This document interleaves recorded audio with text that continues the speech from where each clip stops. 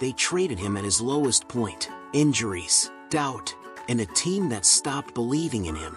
And now, in the middle of the most hated team in basketball, he's the only one people don't hate. As the Thunder became one of the most disliked teams in basketball, Jared McCain somehow became the exception. Right in the middle of it all, he just kept doing his job. 3 months ago, McCain was traded to Oklahoma City.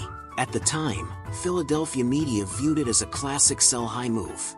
A rookie-scale contract worth only a few $1 million per year was flipped for a first-round pick and 3 second-rounders. The 76ers front office probably saw it as a no-brainer, because over the previous year and a half, they had started viewing McCain as a question mark.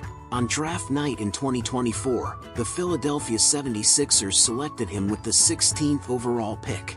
His rookie season got off to a dream start. He made his NBA debut on October 23rd. Then on November 13th, he exploded for 34 points and 10 assists against Cleveland. A stretch of 7 straight 20-point games briefly gave Philadelphia something to feel good about.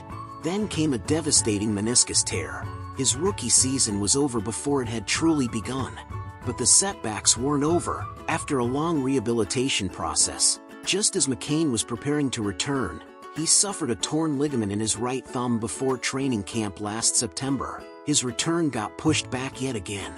When he finally returned in November, he was forced to play while wearing a bulky knee brace. He said it felt like he was dragging a leg around the court. You could see it immediately in his play.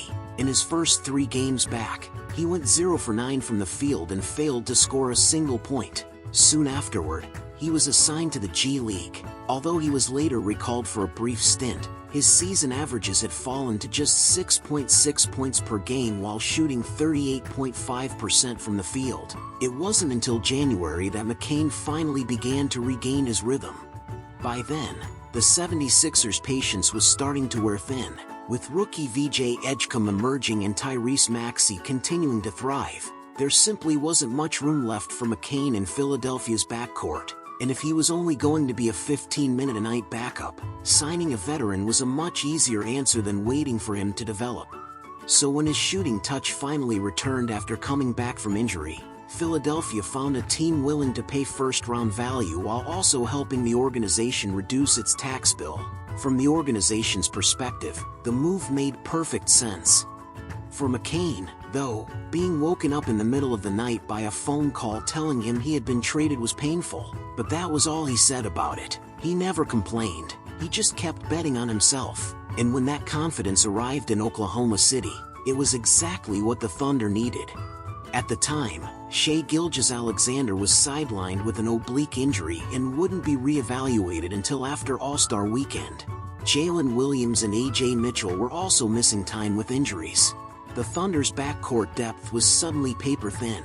They needed a combo guard who could catch and shoot in transition while also handling the ball. McCain happened to be exactly that player. On February 8th, he made his Thunder debut against Houston.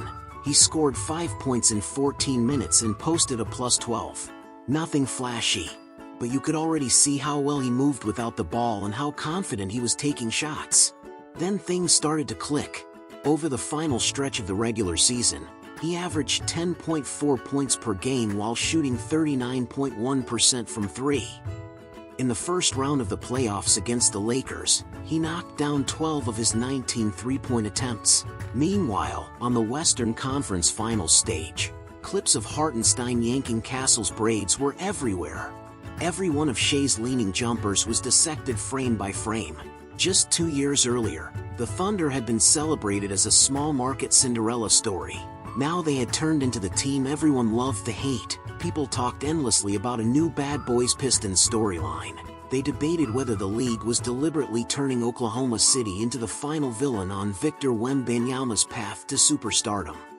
But while all that noise filled the air, McCain kept doing something remarkably simple.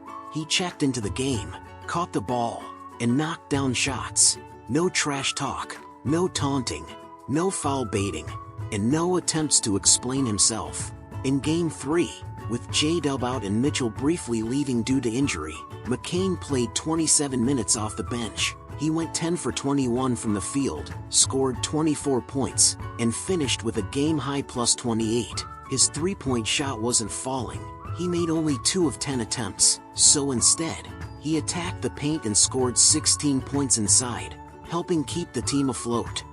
Then came Game 5, his first playoff start. McCain scored another 20 points and helped the Thunder win the pivotal game.